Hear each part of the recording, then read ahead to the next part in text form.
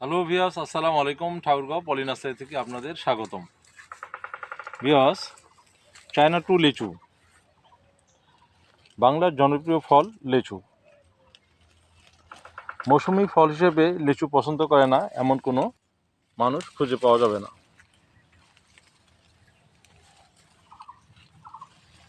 রসালো, মিষ্টি, আকর্ষণীয় রঙের জন্য এই ফল অত্যন্ত লোভনীয়।